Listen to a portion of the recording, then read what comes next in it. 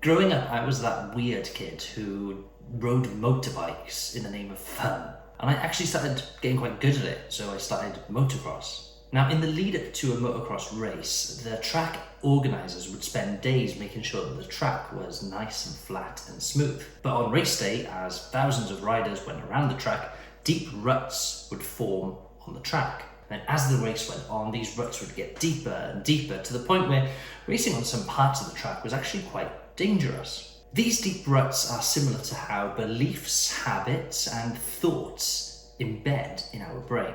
And over the years, the more we expose ourselves to certain beliefs, thoughts, and habits, they form our identity and who we are as a person, which has its pros, of course, but deep beliefs aren't always a good thing because sometimes they can have negative consequences on our behavior. And if we let our thoughts, beliefs, and habits kind of spiral out of control, in extreme cases, they can lead to things like anxiety, low self-worth, low self-esteem, and sometimes depression. Now, going back to the deep ruts analogy on the motocross track, at the end of every race day, the ruts would get filled in and the track would be rolled over, making the track fresh and smooth, ready for the next racing weekend. Now, wouldn't it be amazing if we could smooth out or rewire the deep-rooted thoughts or beliefs that we've got embedded in our brain? The kind of thoughts that maybe we don't like, the thoughts that kind of hold us back from being the person who we know we can become. The thoughts that make us kind of angry,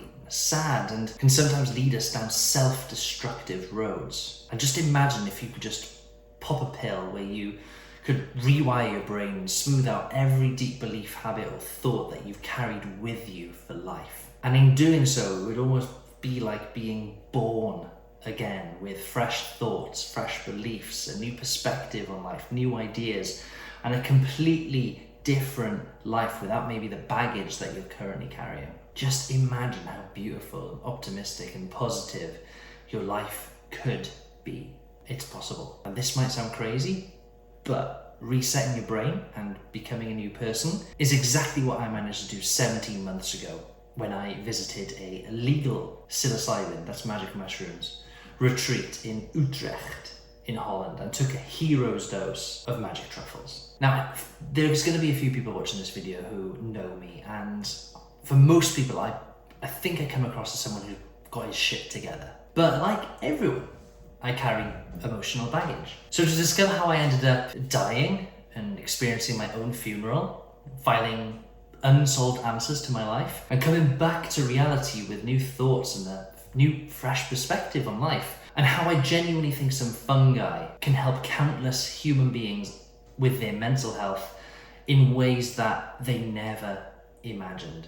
So to understand my story, let's rewind and go back to my childhood. When I was growing up, my life was a little bit different to kids my age, and I had to grow up really fast because at the age of 13, my mum was diagnosed with MS to the point where she lost all of her independence, and as her illness got worse, the situation created a lot of, stress and animosity between us as a family. And I was almost made, to feel guilty for leaving my parents to go to university to study.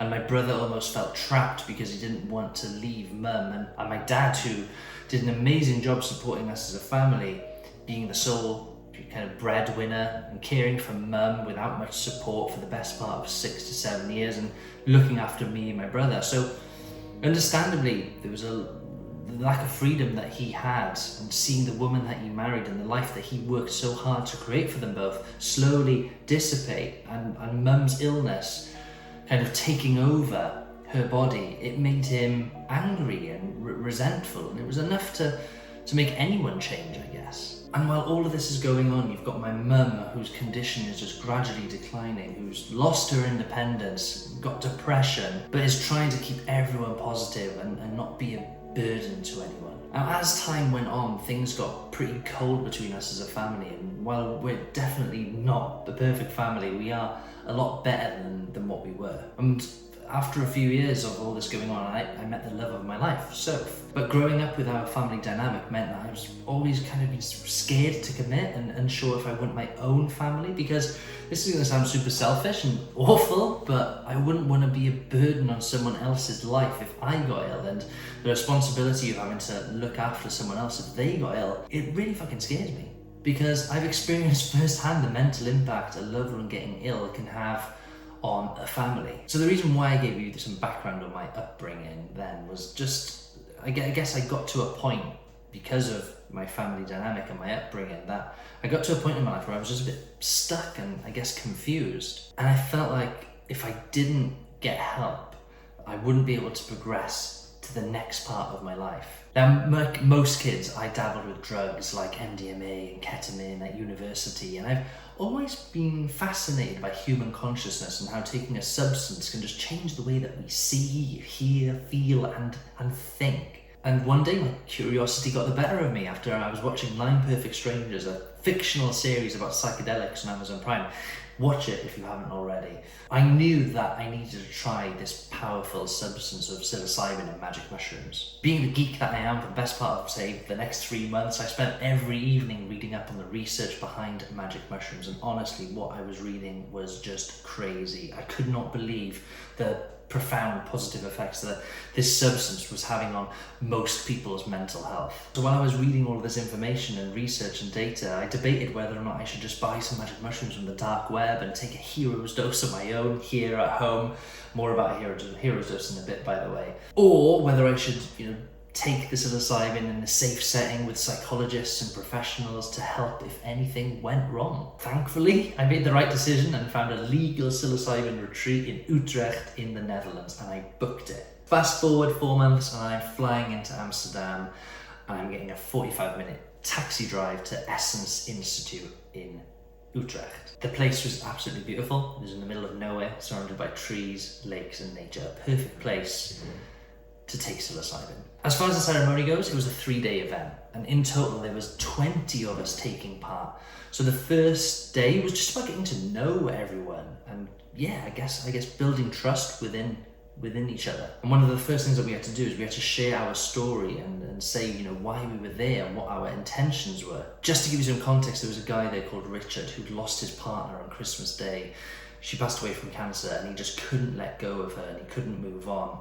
There was another girl, Michelle, who battled with anxiety and depression for 10 years. Conventional medicine just didn't work for her. She was at her wit's end. And I just remember hearing these people's stories and who'd been through so much shit in their life. And I just remember sitting there thinking, oh my God, what the fuck am I doing here? Like, these people have lived through hell. You should just go home, Dan. I felt a bit embarrassed, but thankfully I didn't go home. And I want to add that the guides who were taking us, through this journey, they were psychologists who had a deep knowledge and background in psychedelics, and they did a really, really good job at creating a safe place where we could all feel vulnerable and safe amongst each other. So on that first day, after we got to know each other, the rest of the day was spent doing breathwork and trust exercises, yoga, meditation, and just getting to know each other more. So the next day arrived, and it was the day of the ceremony. And by now everyone's excited and very, very nervous to ingest psilocybin. But before ingesting the magic truffles, we were advised that about an hour to 2 hours before, we'd do a breathwork session, and it's called holotropic breathing. You can search it up after this video. And we've been told by one of the guides that this experience was intense, and that some people didn't feel like they needed to do the magic mushrooms after their breathing technique. Now, I'd tried some Wim Hof breathing before, and I was a bit skeptical. I was thinking, how can breathing make people feel like that? I mean, we all breathe on a regular day-to-day life. So I was very, very skeptical. And fuck me, I couldn't have been so wrong. So the breathing technique lasted about 75 minutes, and without giving too much away, because I don't want to preempt or direct your experience in any way if you do decide to do your own journey one day, but let's just say at the end of the breathing session, I literally couldn't talk for the best part of, I'd probably say 10 minutes, and that's not exaggerating. And I couldn't share my experience with the group because I was just lying on my back, just sobbing my eyes out. And to this day, I can't really figure out why, but it almost felt like just 17 years of tension and sadness and guilt just left my body, and it was just being released through crying and doing this breath work. It was insane. I just felt fucking incredible. It was unbelievable. From going through that, I was excited now to do the Truffles, as was everyone else, because if I could get to a place like that without taking any drugs, just from breathing, then what realms was I going to reach when I took this, you know, this substance, this psychedelics? So after that, I finally managed to get up and I went for a quick lunch with everyone, and it was time to do the Truffles. I remember looking at the Truffles, and on the back of them it said level 10 strength. Do not exceed the recommended dose. And we were given 2 packs, which was a substantial amount, but there's a reason why you have to take that much. It's often called a hero's dose. And in order to get the kind of what they call an ego death, you have to take a substantial amount of psilocybin. So we put the psilocybin into some ginger tea to stop with stomach pain and nausea, and knocked it back, and we were told to get comfortable and lie back. Some people decided to wear an eyepiece, but for whatever reason I didn't. So about 5 minutes went by, nothing. 10 minutes, nothing. 15 minutes, I decided to kind of open my eye and have a quick peep to see what was going around in the real world, and standing across me was one of the guides, and when I was looking at her face just looked a bit different. It looked a bit more tanned, and I thought, this is interesting. So I thought, you know what, I'll close my eyes, and boom, just colours, just bleeding into each other. Orange going into red, going into purple.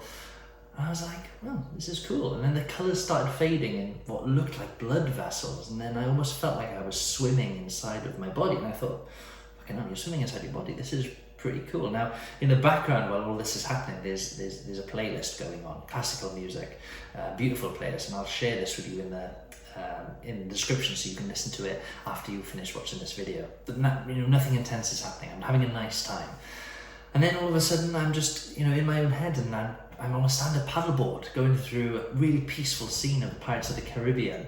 Why am I talking like I'm American?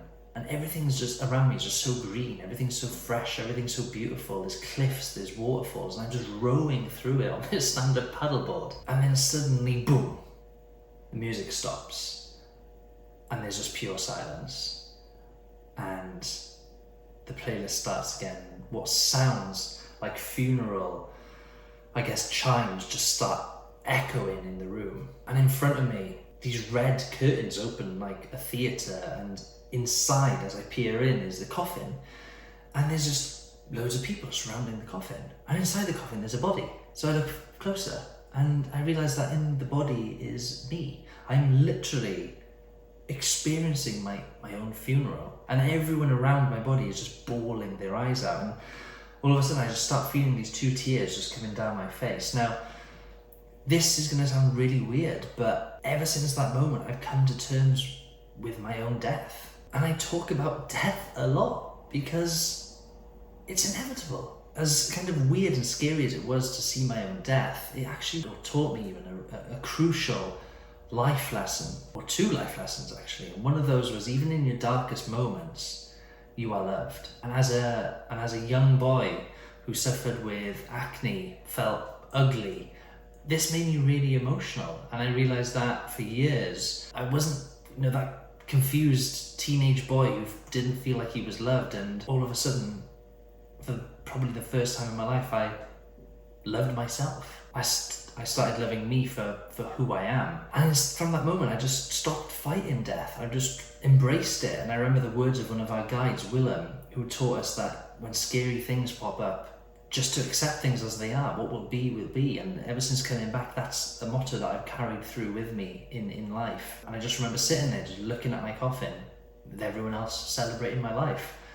And the second lesson, I just had this overwhelming just feeling come over me. Like, I can't explain how powerful it felt. Just knowing that nothing matters. All the things that I've worried about in my life, all the people who have said nasty things to me, the stresses in life, the doubts, none of it actually matters, because in the end we're all just going to die. And it was freeing. It was so freeing. And eventually the music changed, and on came Adagio for strings, the original version. And I met my inner teacher, Tiesto, who was an artist who I used to listen to growing up when I was training, who I used to listen to pump myself up before rugby. And he just told me, just follow the music, everything's going to be okay. And that was my inner teacher. And the next 4 to 5 hours was just magical. It was just filmed with almost like film snippets of me and my girlfriend just embracing our morning hugs together, and that made me realize that it's the little things in life that's important. I found peace with the guilt I carried leaving my parents and my brother when I was younger. It was the four of us were just in our living room, and I was just telling them that everything's going to be okay, because at the end of the day everything is going to be okay. And just more and more life lessons throughout the whole journey, just to back myself, to trust myself more often, and countless more lessons that I'm not going to share with you today, because I don't want my experience to shape yours if you ever decide to take psilocybin or psychedelics. Then, the answer I've been looking for. Up comes a song that I've listened to almost every day since coming back from the journey. The wedding bells are ringing, me and Soph are in each other's arms getting married, and I'm just watching us get married, and by now I'm literally bawling my eyes out, like hysterically crying like I've never cried before. Literally snots all over the pillow. The guide literally has to come over to me, to sit next to me, to give me tissues. And I just realised that from that moment that I am ready for commitment. And honestly, I've never felt such a strong feeling of love in my life. Those who have done MDMA before, think of that feeling when you're coming up on MDMA where you just love everyone, but a 1,000 times stronger. It was absolutely insane. And then after that lesson, after the music stops, or the wedding music stops, I'm back in the room, almost like completely sober, like nothing's happened. And everything's absolutely normal for me. But I look around the room, and obviously there are people who are still deep into their journey. Some people are on their haunches, crying their eyes out. And my brother-in-law, who's not a very emotional man, is there, and he's upset. Everyone's going through something, and when you're looking at people, you can almost see and feel their grief. And at the same time, there's others in the room who are just hysterically laughing, and you catch their laugh, and it feels so bad laughing while others are probably going through the most traumatic, sad experience of their life. It's just surreal. So I just sit up and I just sit and observe the room for about 30 minutes, just crying when different songs come on.